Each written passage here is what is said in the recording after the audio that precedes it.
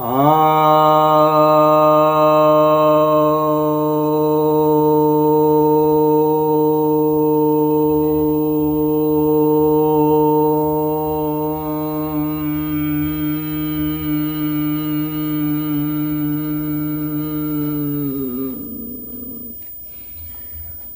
भक्तजनों को सप्रेम नमन। भक्तों, आज आपके समक्ष मैं बुद्ध चरित्र में भगवान बुद्ध ने जो ईश्वर के विरोध में खंडन में जो तर्क दिए हैं उसका मैं खंडन करने जा रहा हूँ। पहले भी एक वीडियो बना चुका हूँ, यह उसका दूसरा भाग है। यह अश्वघोष द्वारा रचित बुद्ध चरित्र है। यह अश्वघोष जो है, जब त्रिपिटक की रचना हो रही थी, जो बौद्ध ग्रंथ है प्रमाणिक, तो उसमें अश्वघोष की बहुत बड़ी भूमिका थी। ये बहुत बड़े दार्शनिक थे और बहुत बड़े बौद्ध मत के बहुत बड़े विद्वान माने जाते हैं। तो अब देखते हैं कि इन्होंने क्या बताया है कि बुद्ध भगवान जो है कैसे ईश्वर विरोधी तर्क दे रहे हैं। तो एक वीडियो मैंने बना दिया है, आज दूसरा देखते हैं। तो इसका जो 23वां श्लोक है वह कह रहा है, यदि उसकी सृष्टि में कोई संकल्प यानी अभिप्राय है तो वह आज यहाँ ईश्वर नहीं, क्योंकि तब यह सृष्टि संकल्प का परिणाम होता है, ईश्वर का नहीं। यदि संकल्प निरंतर कार्यशीलता मानी जाए, संकल्प की निरंतर कार्यशीलता मानी जाए, तो वही संकल्प ईश्वर होने का कारण होगा। यानी इनका कहना है कि इस सृष्टि का क्या कोई अभिप्राय है, इस सृष्टि का कोई रिजल्ट है। अगर इसका कोई रिजल्ट नहीं है, यदि किसी के संकल्प का यह परिणाम है, यदि यह संकल्प का परिणाम है, तो फिर ईश्वर को मानना निरर्थक हो जाता है। क्योंकि यह जो है सृष्टि जो है किसी जगह जा रही है, उसका कोई अभिप्राय है, ये कुछ करना चाह रही है, तो वो क्या करना चाह रही है? तो यह सृष्टि हमें कहाँ ले जाना चाह रही है? ये सूरज, चांद, तारे, आकाश, ग्रह, नक्षत्र जो भी हैं, वे कहाँ जाना चाह रहे हैं? क्या होना चाह रहे हैं? इसका क्या संकल्प है? तो इसका संकल्प अगर हम ऐसे देखें तो बहुत लोग ऐसा सोचते हैं कि ये तो एब्सर्ड है, इसका तो कोई उद्देश्य ही नहीं है, निरर्थक है, ये कोई सार्थकता ही नहीं है। तो इस तरह से ये सोचते हैं जो नास्तिक ख्यालात के लोग होते हैं। लेकिन जो आस्तिक है उनका कहना है कि यह जो है हम जो सोचते हैं कि उद्देश्य का मतलब क्या हो गया कि कोई कर्म फल चाहिए, ऐसा हो गया उद्देश्य का मतलब। कोई लक्ष्य चाहिए, लेकिन ये समझना चाहिए कि लक्ष्य जो है ये अहंकार की एक भाषा है। अस्तित्व इतना बड़ा है और ये लक्ष्य शब्द इतना छोटा है। जो कार्य और उसका हेतु, कार्य और कारण इतने छोटे आयाम हैं कि इस अस्तित्व को, जो कि अनंत अस्तित्व यह सिद्ध होता है, यह लक्ष्य से परे होता है, यह उद्देश्य से परे होता है, यह संकल्प से परे होता है। यह समझ लेना जरूरी है। यह किसी संकल्प का परिणाम नहीं है, बल्कि यह है, इसके कारण ही संकल्प है। जो संकल्प और विकल्प दिमाग में उभरते हैं वो इस अस्तित्व के होने के कारण उतरते हैं, न कि हम लोगों ने जो संकल्प विकल्प या किसी ने भी जो संकल्प विकल्प कर लिया है उसके कारण ये अस्तित्व है। ऐसा नहीं है। ये अस्तित्व किसी कारण से नहीं है, बल्कि यह कारणातीत है। यह जो है वैदिक मत है। तो और इस समग्र अस्तित्व को, सृष्टि सहित समग्र अस्तित्व को, पदार्थ चेतना सहित, इसको ही ईश्वर तत्व कहते हैं। और इसलिए ईश्वर तत्व अनंत है।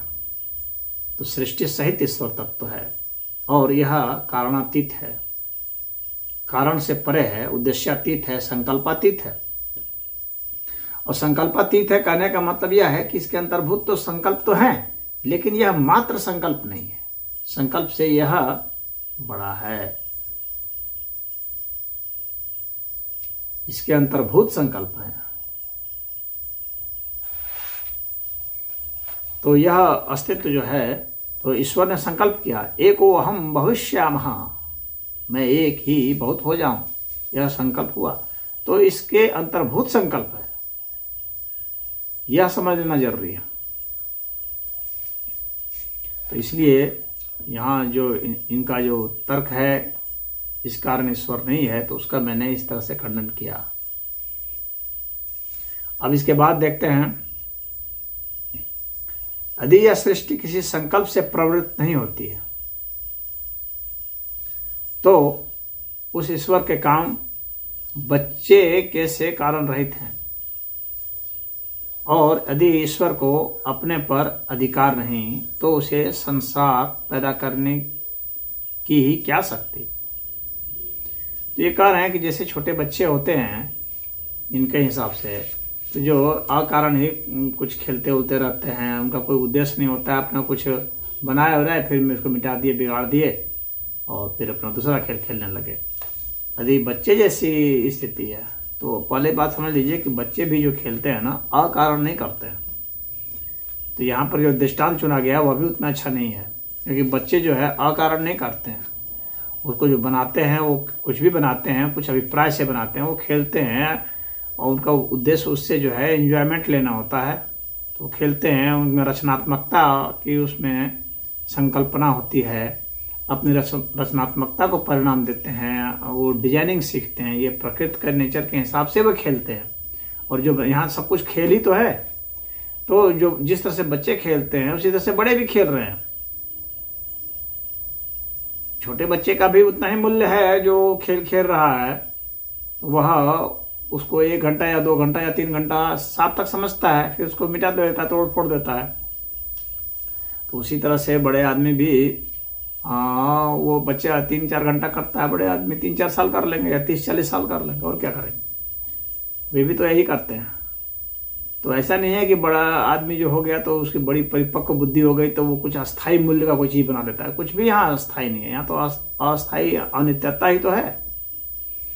तो बच्चे का दृष्टांत सही नहीं है। बच्चा तो वहाँ एक उद्देश्य से वो खेल ही रहा है, बिना उद्देश्य का नहीं। जब उसको लगता है कि अब हो गया, इससे उद्देश्य पूर्ति हो गई, तो तोड़ फोड़ देता है वो, फिर नई रचना करता है। उसको उतनी आसक्ति नहीं रहती है उससे।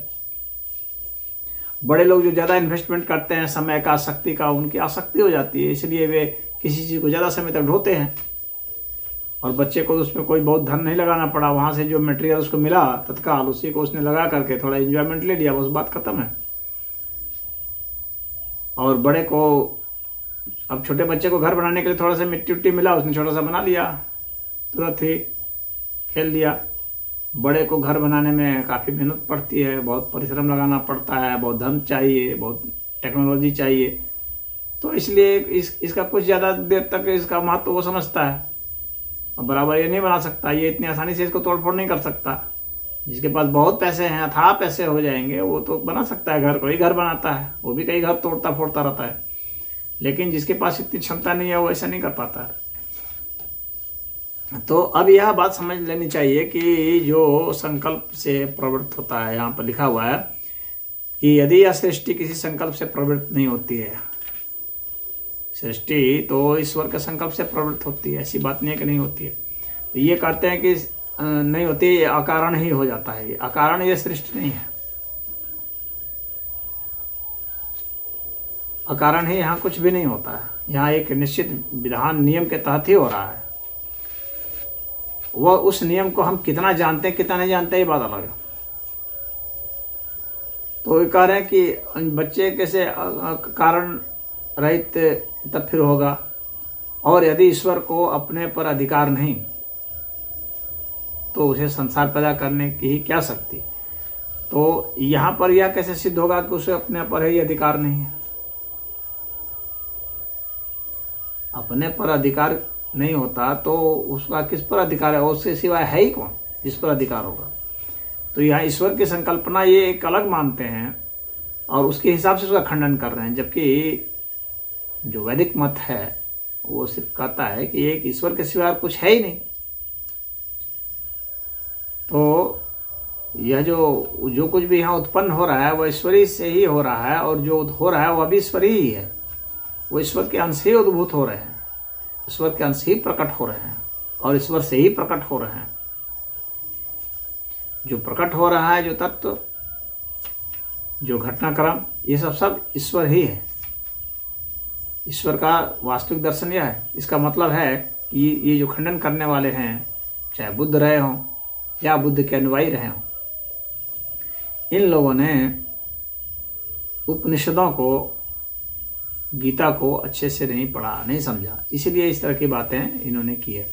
अब इसके बाद है 25वां, देखिए इसमें यह बताया जा रहा है कि यदि वह स्वेच्छानुसार लोगों से दुख सुख अनुभव कराता है तब किसी वस्तु में आसक्ति या उससे विमुखता उस ईश्वर को होती है, और इसलिए अधिकार उसमें नहीं बल्कि वस्तु में रहता है। इनके हिसाब से ईश्वर जो है स्वेच्छानुसार लोगों को दुख सुख का अनुभव कराता है। तो ईश्वर की इच्छा के ही तो ये सारे परिणाम हैं, ये कुल। लेकिन जो है यह विज्ञान में कोश है यहाँ पर, जिसके एक मतलब एक संविधान, एक नियम के तहत ये घटना घट रही है, ये तुक्के में नहीं घट रही हैं। तो ये कह रहे हैं स्वेच्छानुसार लोगों से सुख दुख का अनुभव कराता है तब किसी वस्तु में आसक्ति या उससे विमुखता उस ईश्वर को होती है। तो इससे आसक्ति और विमुखता की जो बात है, ईश्वर में आसक्ति भी है और अनासक्ति भी है, विमुखता भी है और सम्मुखता भी है। ईश्वर में तो हर कुछ है, इसीलिए ईश्वर को पूर्ण कहा जाता है। तो ईश्वर की इस परिभाषा को ये ख्याल नहीं रख रहे हैं जिसमें ईश्वर को पूर्ण कहा गया है। ओम पूर्णमिदः पूर्णमिदं पूर्णात् पूर्णमुच्यते पूर्णस्य पूर्णमादाय पूर्णमेव अवशिष्यते। वह ईश्वर पूर्ण है, उस पूर्ण से जो भी निकलता है वह पूर्ण ही होता है, उसे जो घट जाता है वह भी पूर्ण रहता है, जो बचा रहता है वह भी पूर्ण रहता है। सिर्फ पूर्णता ही सिद्ध होती है। तो ईश्वर की परिभाषा में पूर्णता है और उसके तहत सब कुछ आ जाता है। आसक्ति, दुख, सुख, आनंद, वेदना, सब कुछ उसके तहत ही है, उससे परे कुछ भी नहीं है। और वही ईश्वर ही वेदना रूप में भी प्रकट हैं और आनंद रूप में भी प्रकट है, आसक्ति रूप में भी और अनासक्ति रूप में भी। अनासक्ति एक बड़ा आयाम है, श्रेष्ठ आयाम है, और आसक्ति एक छोटे स्तर का है, किसी के रेस्पेक्ट में है, किसी के सापेक्ष में है। तो इसलिए आसक्ति, लेकिन आसक्ति भी ईश्वर के तहत ही है। तो ईश्वर को किसी एक चीज़ में बांध देना आसक्ति या अनासक्ति से, ये ईश्वर की संपूर्णता को नकारना जैसा है, उसको नहीं समझने जैसा है। तो ईश्वर का संपूर्ण अधिकार है, ईश्वर का ही तो अधिकार है, और किसका अधिकार? ईश्वर के सिवा कोई है ही नहीं, तो अधिकार किसका होगा?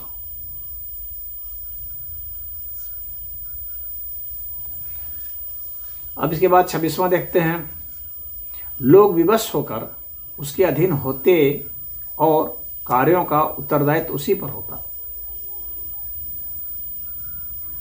देहधारी के द्वारा कुछ भी नहीं किया जाता और कर्मफल होता ही नहीं। कार्य के साथ संपर्क यानी कर्मयोग उस ईश्वर पर निर्भर करता। तो लोग विवश होकर उसके अधीन होते और कार्यों का उत्तरदायित्व उसी पर होता। तो विवश तो लोग हैं ही, स्वतंत्र कहाँ है?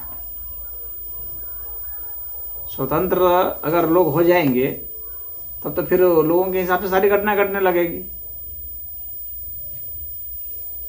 और फिर ऐसे स्वतंत्र हो जाएंगे तो एक व्यक्ति स्वतंत्र होगा, फिर तो दूसरा व्यक्ति स्वतंत्र नहीं हो सकता, क्योंकि एक की इच्छा दूसरे की इच्छा से टकरा सकती है। तो स्वतंत्रता कैसे सिद्ध होगी? तो मनुष्य पूर्ण रूप से स्वतंत्र नहीं है, न कर्म के लिए न कर्म फल के लिए।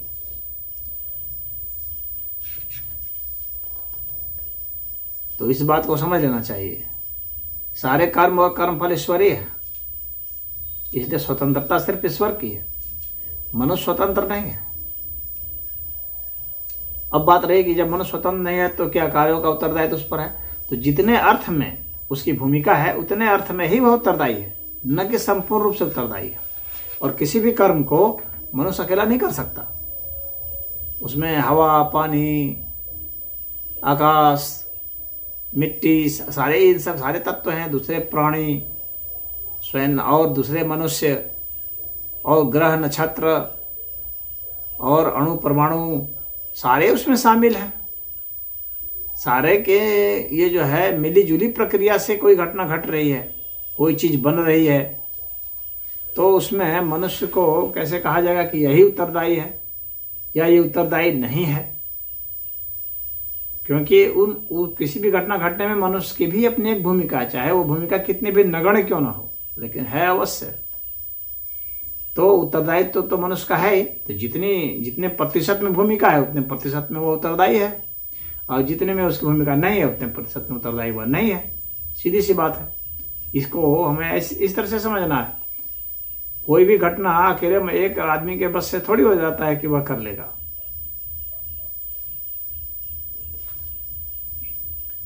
तो अब यहाँ जो है इस चीज को ही नहीं समझा गया।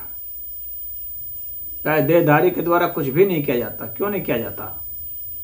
जितने अनुपात में उसका देह है और यहाँ पर जो घटना घटती है उसके अनुपात में उसके देह की जो भूमिका होती है उतने अनुपात में वो किया जाता है, उतने अनुपात में उसका कर्म फल सिद्ध होता है, और उसके अनुसार से ही वह उसका परिणाम पाता है।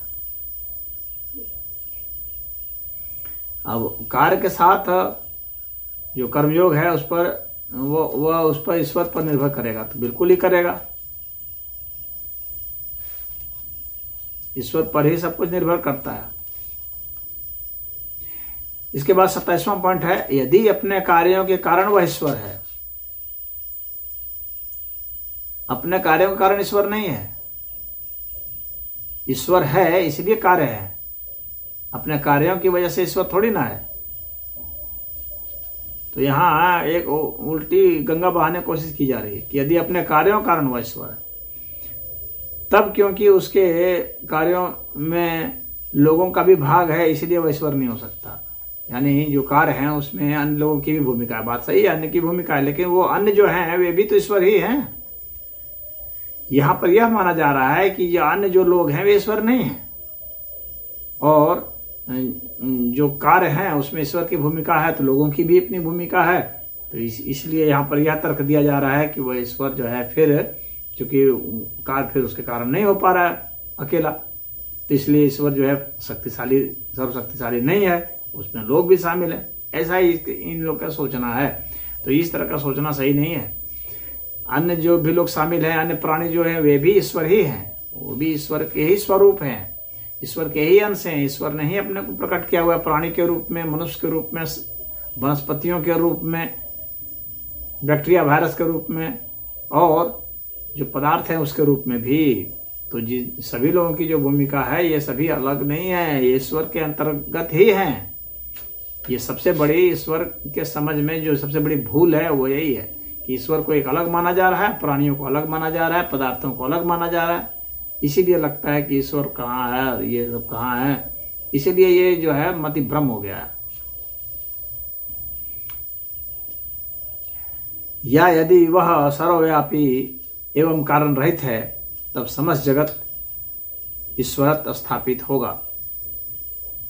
तो यह जो है कारण रहित नहीं है, वह सर्वव्यापी एवं कारण रहित नहीं, कारणातीत। कारण रहित कहना गलत होगा, कारण रहित हो जाएगा तो वह तो अभाव हो गया, कारण की कमी हो गई। कारण की कमी नहीं है, ईश्वर सर्वव्यापी ही नहीं है, वो विभु ही नहीं है, वह सर्व वस्तु है, सर्व प्राणी है, सब चीज वह है। ऐसा नहीं है कि प्राणियों में वह है, व्याप्त का मतलब हो गया कि वह सब में है, सब में वह नहीं है, वह सब है, वह मैं नहीं है। मैं का मतलब तो हो जाएगा जैसे मैं कमरे में हूं तो मैं कमरा नहीं हूं, इसका अर्थ यह हो जाएगा। यहां पर यह ऐसा सोचा जा रहा है, सर्वव्यापी का मतलब ऐसा है कि अगर घट घट में है तो इसका मतलब घट ईश्वर नहीं है। नहीं, यह नहीं है। ईश्वर का यह कॉन्सेप्ट नहीं। ईश्वर का कॉन्सेप्ट यह है कि वह जो है सब चीज है, घट भी वही ईश्वर ही है और घट में भी ईश्वर है। तो घट तो ईश्वर है ही और घट में भी ईश्वर है। जो घट ईश्वर है वह साकार ईश्वर है और जो घट में ईश्वर है वह निराकार ईश्वर है, यानी ईश्वर का वह निराकार स्वरूप है। तो घट में ईश्वर है और घट ईश्वर है, यह कंफ्यूजन दूर हो जाना चाहिए। तो जब कहा जाता है कि घट घट में ईश्वर है तो उसका अर्थ यह हुआ कि साकार ईश्वर के अंतर्भूत निराकार ईश्वर है। इसको जो ऐसा समझेगा उसका ईश्वर का कॉन्सेप्ट सही हो जाएगा, अन्यथा वो भ्रामक हो जाएगा। वो सोचेगा वो सर्वव्यापी का मतलब हो गया कि ईश्वर जो है मेरे में तो है लेकिन मैं ईश्वर नहीं हूँ, ऐसा सोच लेगा। नहीं, मैं भी ईश्वर हूँ लेकिन मैं साकार ईश्वर हूँ और मेरे में जो ईश्वर है वह निराकार ईश्वर है। तो उसके अंतर्भूत है वह। तो जो सर्वव्यापकता है वह निराकारता की है और जिसमें वह सर्वव्याप कर रहा है वह भी वही है, लेकिन वह साकार है, उसका साकार स्वरूप है। इस चीज को समझ लेना चाहिए। यहाँ इसके कंफ्यूजन के कारण यह है। अब 28वां पर आते हैं। या यदि ईश्वर के कार्य के अतिरिक्त कोई दूसरा कार्य है तब इस कारण उसके अतिरिक्त कोई दूसरा शक्तिशाली ईश्वर होगा। यानी ये सोच रहे हैं कि यदि ईश्वर के अतिरिक्त कोई दूसरा कार्य है तो फिर उसके लिए कोई दूसरा ईश्वर होगा, फिर और कोई तीसरा कार्य है तो उसके लिए कोई तीसरा ईश्वर होगा। अरे भैया, ऐसा नहीं है। जितने भी कार्य हैं वो ईश्वर के ही हैं, वो ईश्वर ही हैं और उसके सिवा कुछ नहीं है। और ये अतिरिक्त कल्पना करने की जरूरत नहीं कि कोई दूसरा तीसरा ईश्वर होगा जो उससे शक्तिशाली ईश्वर होगा। यहाँ ईश्वर की कोई प्रतियोगिता नहीं है, क्योंकि ईश्वर के सिवा कुछ नहीं है और वो ईश्वर क्या है, वो अनंत है। अनंत के अलावा दो अनंत नहीं हो सकते।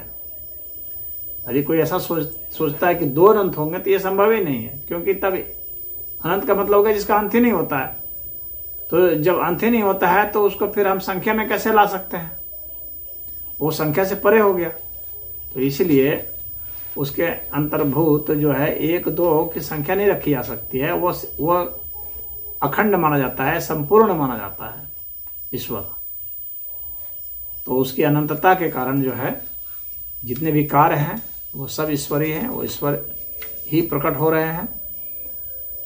जितने भी कारण हैं वे भी हैं और कारणातीत भी वे ही हैं। और यह निश्चित नहीं है कि उसके अतिरिक्त कोई दूसरा है, इसीलिए जगत का कोई ईश्वर नहीं है। इनका लॉजिक देखिए।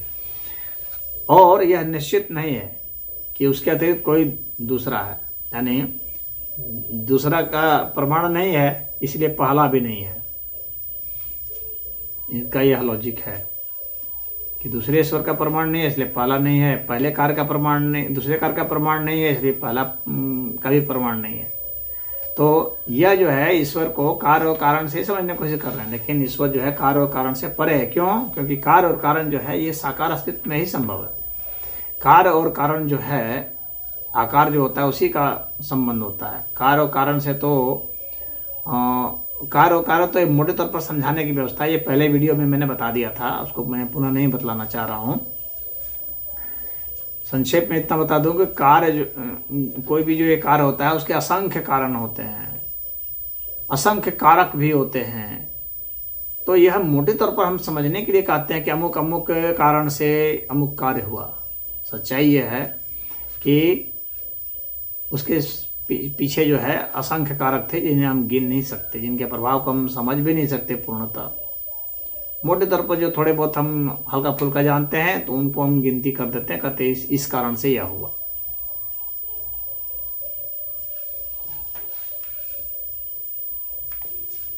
जैसे कि उदाहरण एक छोटा सा ले लेते हैं आपको समझाने के लिए।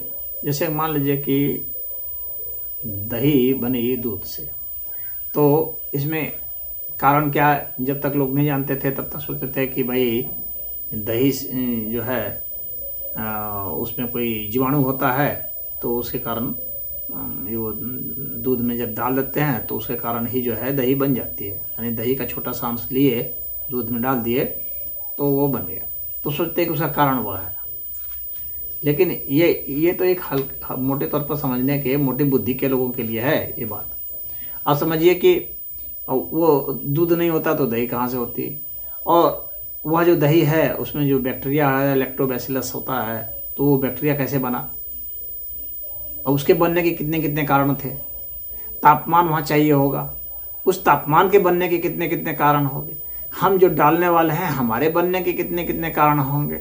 जो बर्तन जिसमें डाला गया उस बर्तन के बनने में कितने कितने कारण होंगे। जो हवा पानी वहाँ पर उपलब्ध है उसके होने में कितने, क्योंकि बैक्टीरिया तो उसको कुछ हवा चाहिए, पानी चाहिए, तो उस हवा से वो हवा बनने कितने कारण है। तो कारणों की अब श्रृंखला अगर आप देखते जाएंगे तो ये अनंत हो जाएगा, आप सोच भी नहीं पाएंगे सारे। तो अंततः अनंत ही सिद्ध होता है और कुछ और सिद्ध नहीं होता है। तो ये कार्य और कारण जो है ये स्वयं ही जो है ये असंख्य है, और इसको जो है इसके आधार पर ईश्वर को समझने की कोशिश करना यह नादानी होगी, क्योंकि ईश्वर का आयाम बहुत बड़ा है। वो सिर्फ और सिर्फ उसके लिए एक ही शब्द है सही, वो है अनंत, पूर्णता। अनंत ही पूर्ण होगा। तो इनका जो डेरिवेशन है कि इसलिए ये जगत का कोई ईश्वर नहीं है, तो यहाँ पर यह सही नहीं होता है। अब इसके बाद 29वां है कि ईश्वर को सृष्टा मानने से उठने वाली परस्पर विरोधी बातों को उसने देखा, और स्वभाव के सिद्धांत में भी वे ही दोष वर्तमान हैं। तो यहाँ ये कह रहे हैं कि जो बुद्ध थे उन्होंने ईश्वर को सृष्टा मानने से ये परस्पर विरोधी बातें को उन्होंने देखा। तो यहाँ कोई विरोधी बातें नहीं है, आपकी समझ नहीं है, बुद्ध को ये समझ में नहीं आया, उपनिषद के सिद्धांत उसको अच्छा से नहीं अध्ययन किए, इसलिए वे समझने लगे कि भाई जो है ईश्वर जो है उसके सिद्धांत गलत हैं। सृष्टा जो है यहाँ पर सृष्टा इस अर्थ में ही है, मोटे अर्थ में बतलाने के लिए ही सृष्टा है, अन्यथा ईश्वर वास्तविक अर्थ में सृष्टा भी सिद्ध नहीं है। एक तरह से देखा जाए तो यहाँ पर तो अगर बुद्ध ईश्वर को सृष्टा नहीं मानते हैं तो एक अर्थ में वे ठीक भी हैं, इस अर्थ में ठीक हैं। अगर वे कहते ईश्वर नहीं है तो इस अर्थ में तो ठीक नहीं है, लेकिन ईश्वर सृष्टा नहीं है इस अर्थ में वे ठीक हो जाएंगे। क्यों? क्योंकि एब्सोल्यूट अर्थ में तो ईश्वर सृष्टा नहीं है। क्यों? क्योंकि यहाँ तो सब है ही है यहाँ पर, और ईश्वर ने सिर्फ स्वयं को ही वो किया है, तो वो सृष्टा एक अर्थ में नहीं भी है, लेकिन एक अर्थ में है भी, क्योंकि उन्होंने एको हम बहुत श्यामः, अपने को ही इतना विस्तार दिया है, इस अर्थ में है। तो अपने को विस्तार दिया है तो ऐसा का मतलब यह नहीं है कि किसी टाइम फ्रेम में उन्होंने विस्तार दिया, किसी समय उन्होंने संकल्प किया कि नहीं अब मैं करूँगा, नहीं, ये आपको समझाने के लिए सिर्फ है। यह ऋषियों ने समझाने के अर्थ में बतलाया है कि ऐसा संकल्प लिया और एक बार में जो है बना दिया, ऐसा नहीं है कि एक बार की घटना नहीं है सृष्टि, ये तो अनंत काल से है, अनंत काल तक रहेगी और ये ऐसी है ही। लेकिन आप कैसे समझ सकते हैं कि यह जो साकार अस्तित्व है यह कैसे आया, इसकी उत्पत्ति कैसे हुई, ऐसा समझ सकते हैं इसको समझाने के लिए। हालांकि उत्पत्ति का कोई टाइम फ्रेम नहीं है, ऐसा नहीं है कभी ये बना, ऐसा नहीं है, ये सदा से ही है, ये सनातन है। एतत् उत्तमम सत्यम यत्र किंचित न जायते, यह श्रुति कह रही है। यहाँ उत्तम सत्य यही है कि यहाँ कुछ भी उत्पन्न नहीं होता, तो फिर यानी कुछ भी सृष्टि नहीं होती है। यहाँ सबसे उत्तम जो है सिद्धांत यही है, ये स्वयं श्रुति कह रही है, यानी वैदिक सिद्धांत कह रहा है, वेद कह रहा है कि यहाँ वास्तव में कुछ उत्पन्न नहीं होता। तो इस अर्थ में तो फिर सृष्टि नहीं होती है, इस अर्थ में सृष्टि नहीं होती है। लेकिन सृष्टि नहीं होते हुए भी होती है, कुछ चीजें बन रही है ना, बनते हुए दिख रही है ना, मालूम पड़ रही है ना कि बन रही है, घटनाएं हो रही हैं, इसका मतलब है कि सृष्टि हो रही है, यानी नई नई चीजें हो रही हैं, यानी उत्पन्न कुछ ना कुछ हो रहा है, यानी ट्रांसफॉर्मेशन हो रहा है, रूपांतरण हो रहा है। तो रूपांतरण को ही सृष्टि कह दिया गया है। ये रूपांतरण की घटना जो है ये कांस्टेंट है, ये लगातार हो रही है। कब से हो रही है?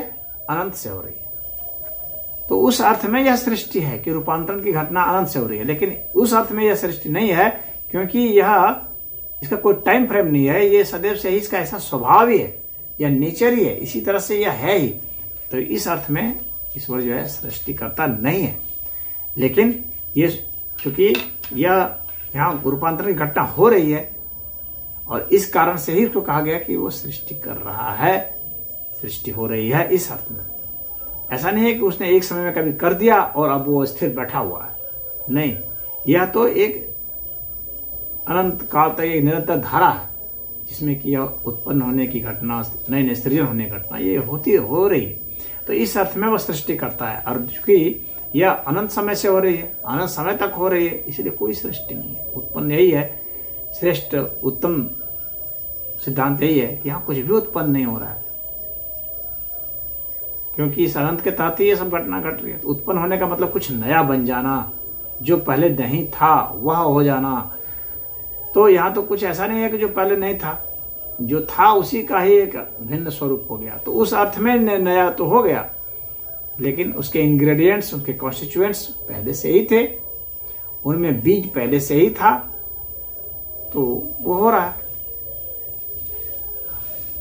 तो मुझे उम्मीद है कि आप समझ गए होंगे।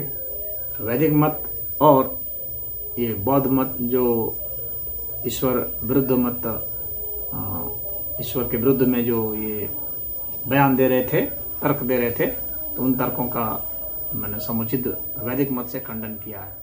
हरि ओम।